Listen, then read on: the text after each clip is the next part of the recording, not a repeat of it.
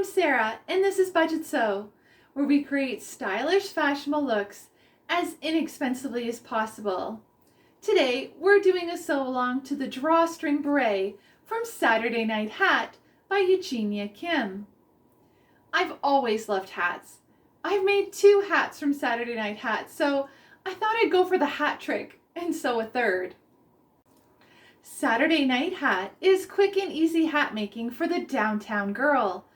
In this book, Eugenia Kim teaches you to make 30 of her own designs with patterns and instructions so easy you can start the project Saturday afternoon and wear it out Saturday night. I love every single hat that's in this book. I bought it off Amazon.ca for $18.29. It was a used copy, but in fantastic condition. I'll post a link to this book in the description box of this video. Eugenia Kim got her inspiration for the Drawstring Beret while on vacation. She said, "One afternoon while nursing a tequila hangover in Mexico, I came upon the idea for the Drawstring Beret. I was lying in a poolside cabana dreaming of ways to remedy my post-party misery and craving one of those old-school ice bags that Lucille Ball wore for her migraines."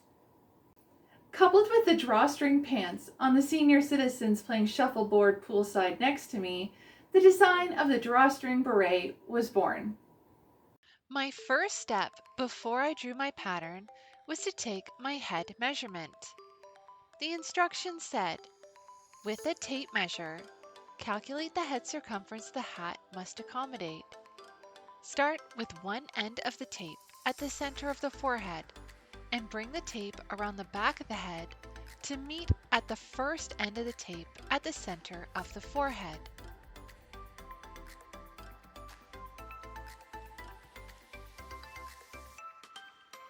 This pattern is for a 22.5 inch or 27 centimeter head size. If your head circumference is larger or smaller than 22.5 inches or 57 centimeters, add or subtract the difference from the length of both rectangular pieces. I enlarged this hat so that it was the perfect fit for me. Then I drew the pattern. The instructions said, with scissors, cut out a 28 by 9 3/4 inch or 71 by 25 centimeter rectangle of fabric. This will be the body. Then cut out a strip 23.5 inches by 3 inches or 60 by 7.6 centimeter strip of fabric. This will be the headband. Instead, I drew my templates onto scrap pattern paper from some McCall's and Simplicity patterns. I decided to draw the pattern's pieces for this hat so that if I ever wanted to make up this drawstring beret again, I'd have everything drawn and ready to go. Spoiler alert, I've already cut out a second hat. This time out of a navy blue drapery fabric that I bought from Fabricland. It was leftover fabric from cutting out the pillows and quilt from McCall's 6842. I just love the owls. I chose to make my owls in red, blue, and white felt that nicely complemented the blue drapery fabric and matched my Union Jack blanket on the back of the couch. After I drew the pattern, I used a blue Sharpie to go over my pencil marks so that they were permanent.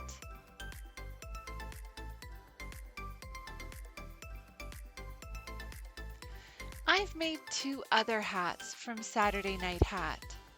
The first one I made was the newsboy cap, sewn from a knit houndstooth from Value Village and lined with a golden brown scrap fabric from FabCycle.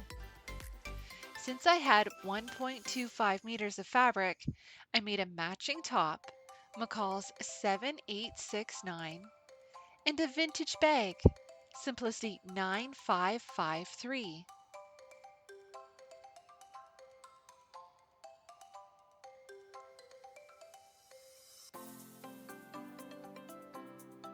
The second hat that I made from Saturday Night Hat was the classic beret, made with a beautiful green, red, black, and gold plaid that I bought from a store closing sale at Fabricland and lined it with red satin scraps from FabCycle. Since there were 1.2 meters of plaid fabric, I made a matching bag, Simplicity 9553, and Lotta Jonsdottir's patchwork scarf from the book Everyday Style. This book was a wonderful treasure that my mom bought off bookoutlet.ca.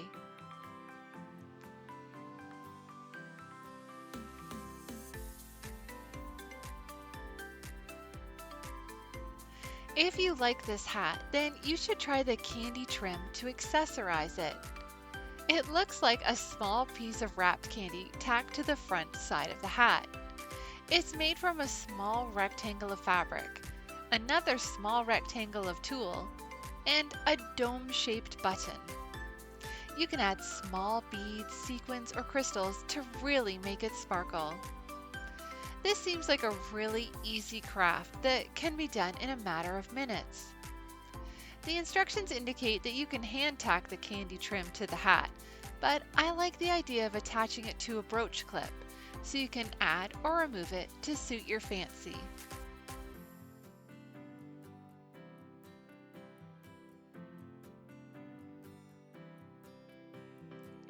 I like that the instructions in Saturday Night Hat don't call for hundreds of dollars worth of millinery equipment and supplies. Many of the materials can be found in your home. The book also recommended that if you can't find one of the materials, to use something similar.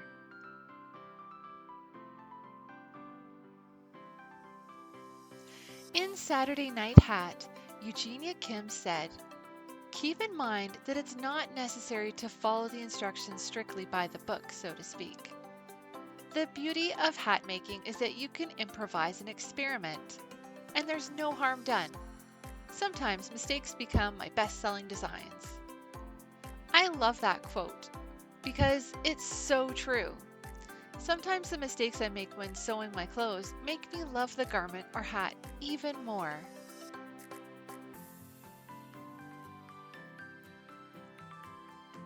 It's not necessary to read the chapters of Saturday Night Hat in consecutive order. All the how-tos are self-contained. Treat this book like a romance novel. Skip to the juicy parts, the ones that excite you the most.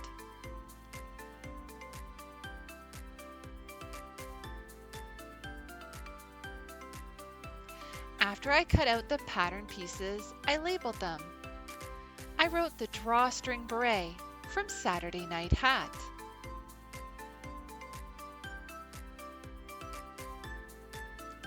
For the fabric, the instructions recommended half a yard or 0.5 meters of lightweight fabric in any color and any fabric content.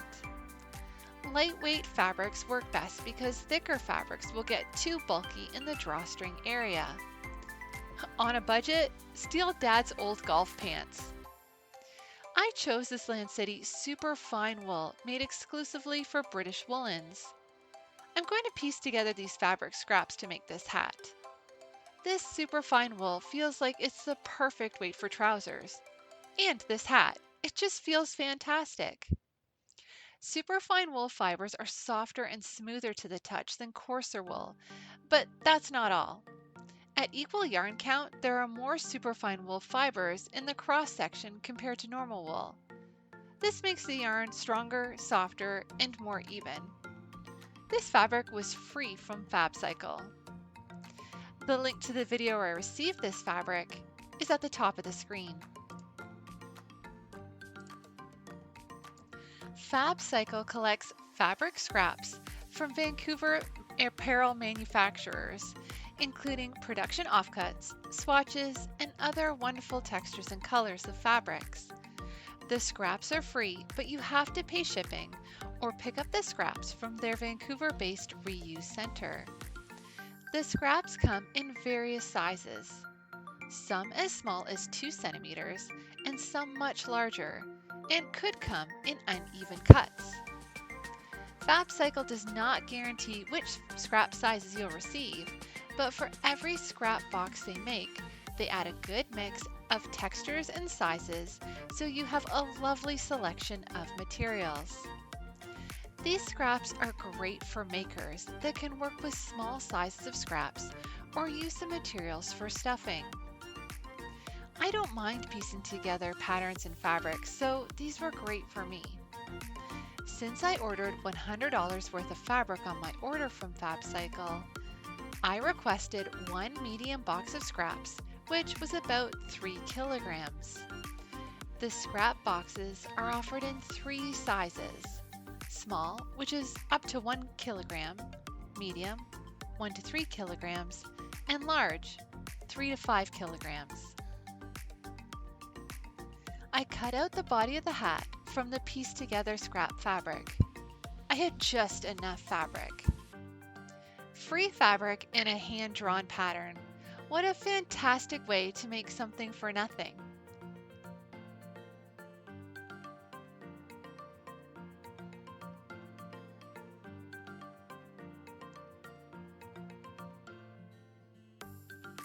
My next step was to fold the larger rectangle or body of the hat in half lengthwise. I pinned the shorter ends together, stopping 1 1/4 inch or 3.2 centimeters from the top edge. I left 1/4 inch or 0.6 centimeter space unsewn for the drawstring opening.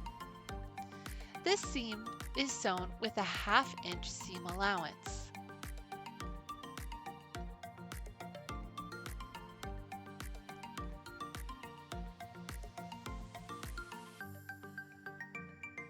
At the sewing machine, I sewed the longest part of the seam first, removing the pins as I sewed, and stopping at my chalk mark for the drawstring.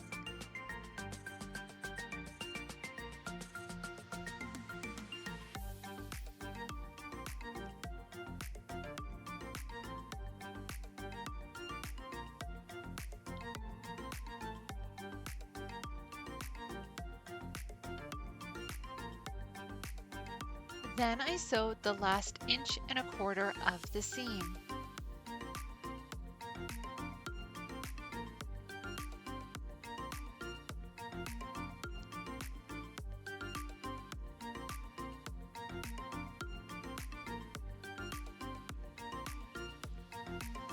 The next step was the pleats.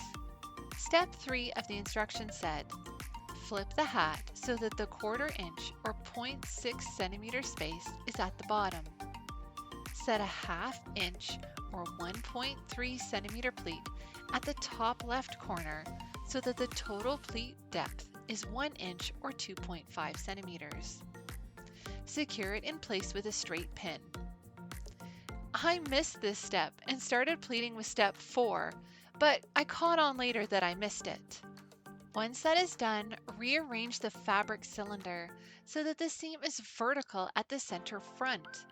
Fold the second pleat to the 3 inches or 7.6 centimeters right of the seam. Secure it in place with a straight pin. Pin and secure the third pleat 3 inches or 7.6 centimeters to the left of the seam. These pleats should be a mirror image of each other. Center and pin a 4th pleat in between pleat 2 and 1. Next, center and pin the 5th and final pleat between pleat 3 and 1. Now, this is a great tip that I missed in the instructions. An easy way to keep the pleats consistent is to use a straight ruler. Place your ruler tip at the pleat measurement and fold back the fabric over the ruler. Set the ruler edge 1/2 inch or 1.3 centimeters below the top edge of the fabric to make room for the straight pin. Then I pinned the short end of the band together.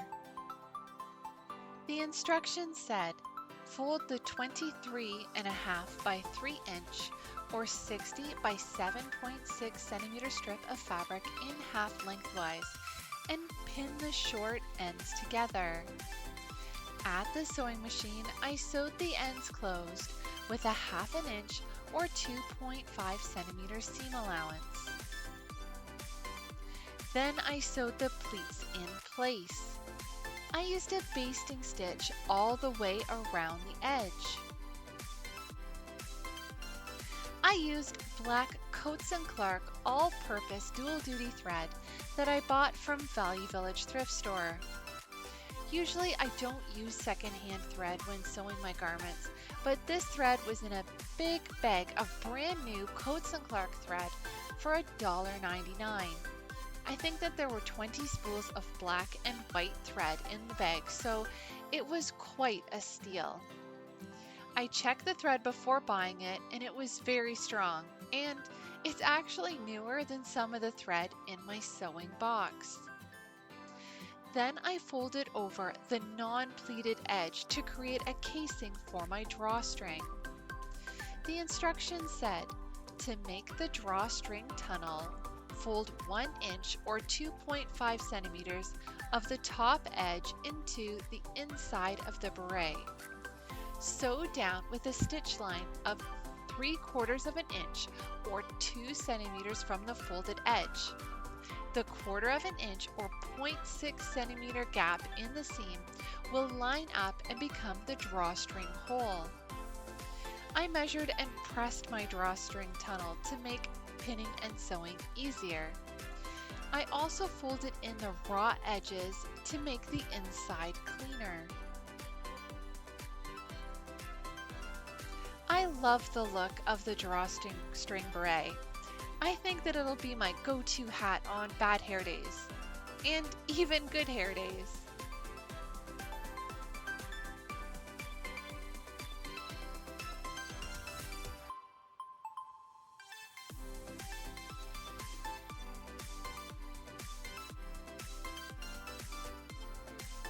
I pressed open the seam on the body of the hat. Then I pinned the headband to the body of the hat. The instructions said, layer the folded headband over the body, lining up the bottom edges of the headband with the pleated edge of the body and pin the 2 pieces in place. Line up the vertical seam lines of the body and the headband. Sew all 3 raw edges together with a 1/2 inch or 1.3 centimeter seam allowance. When I tried on my hat, it fit perfectly, but if you run into problems with your hat, there are solutions to make the hat's head size bigger. Saturday Night Hat recommended that if you want to stretch your hat up to 3/4 inch or 2 centimeters, do it yourself with a little patience and steam. Apply steam around the headband several times non-stop. Once you've loosened up the fibers, hand stretch your hat by carefully pulling it outward from all angles so as not to warp its shape. Don't be too rough though. You wouldn't want to have to make it smaller if you stretched it too big.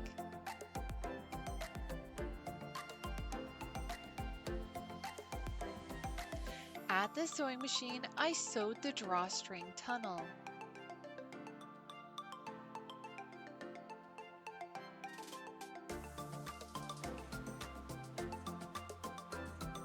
There's another hat in Saturday Night Hat that really appeals to me.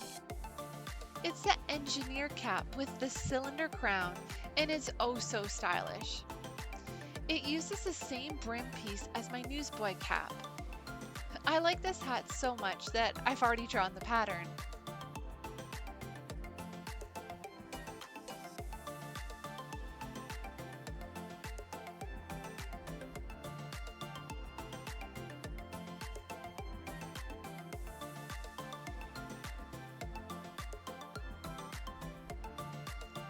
Then I sewed the headband to the hat. I used a Schmetz universal needle size 75 or 11 to sew this hat. Instead of changing the needle for a new sewing project, I used the same needle that I used for my last hat. The other hat was a small project, so I thought that it would be okay to continue sewing with it.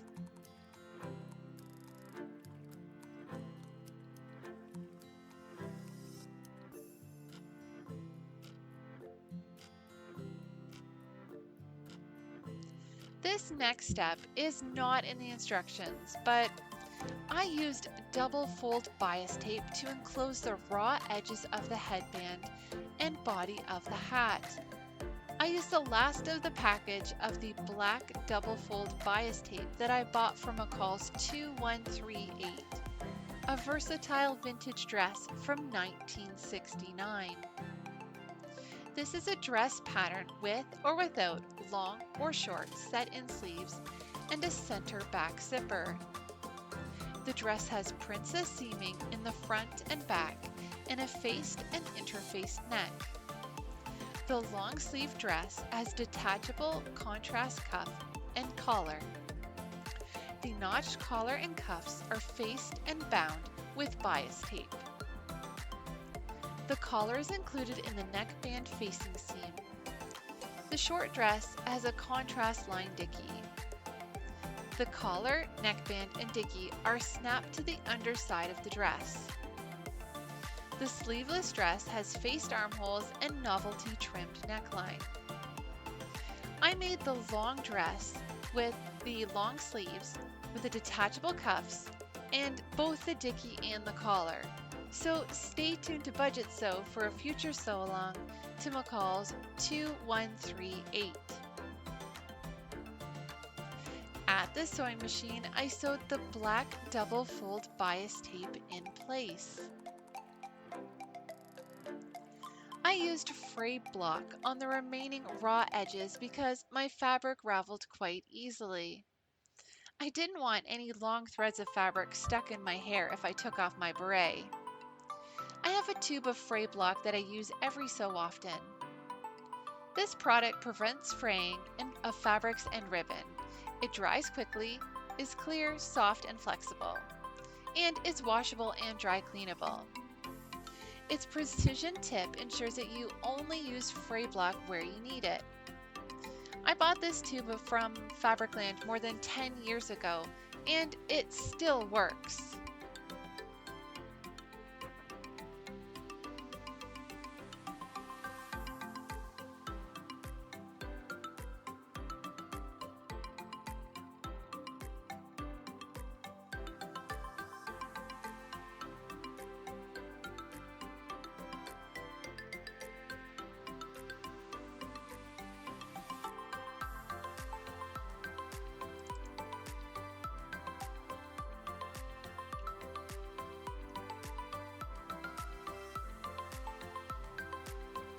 Then I used my Panasonic Freestyle iron to press the hat. I use it on all my fabrics and sewing projects. The sole plate of this iron holds the heat for a long time, so I can continuously press my sewing projects, handmade garments, and all my washed fabrics. I absolutely love my iron, and if you'd like to know how wonderful I think it is, then check out my Freestyle Steam Iron review video. The link to it is at the top of the screen.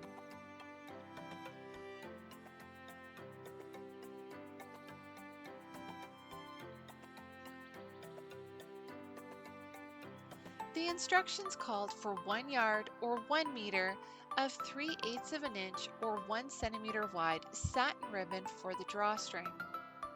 The instructions also said, to prevent fraying, cut the ribbon at a diagonal and seal the ends with fray block or use clear nail polish. Instead of satin ribbon, I used what I had around the house. I had some leftover black, soft and easy seam binding. It's 100% polyester and color fast washable. I stuck in a safety pin at the end of the seam binding ribbon and fed it through the drawstring tunnel. The Drawstring Beret is so versatile. You can wear it in a number of ways. Saturday Night Hat has different styling tips. The first way to style the Drawstring Beret is to open the drawstring just a little bit to allow for a ponytail. Another option would be to loosen it up a bit more and pull it back for a snood. Or keep it loose, then ruche it for a preppy headband. And finally, if you pull it over your head, it can become a chic turtleneck or neck dickie.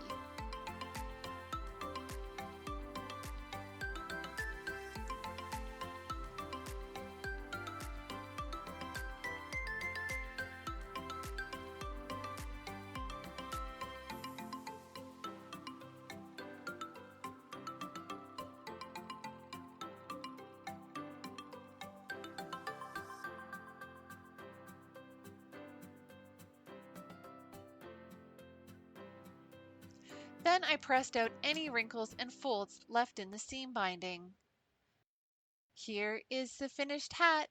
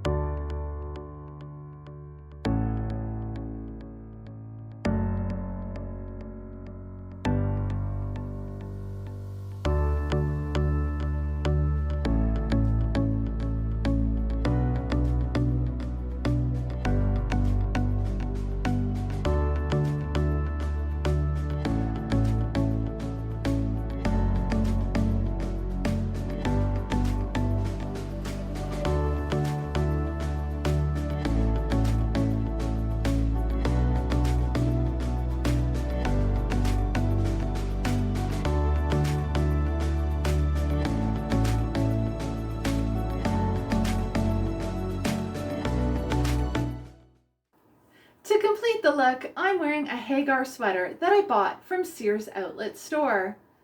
The Calvin Klein dress pants are from the Hudson's Bay Company, and the shoes are from Payless.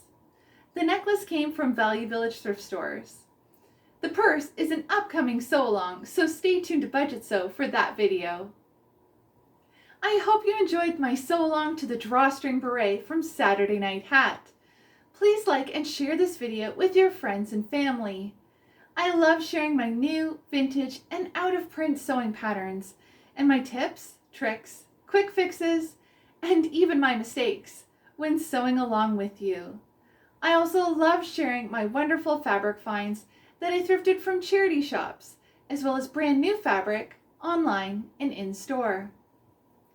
If you'd like to see more from Budgetsew, please subscribe and press the bell to receive a notification when I release a new video. If you'd like to stay up to date with Budgetsew, follow me on Twitter, Instagram, and Facebook at Budgetsew. Thanks for watching. See you next time.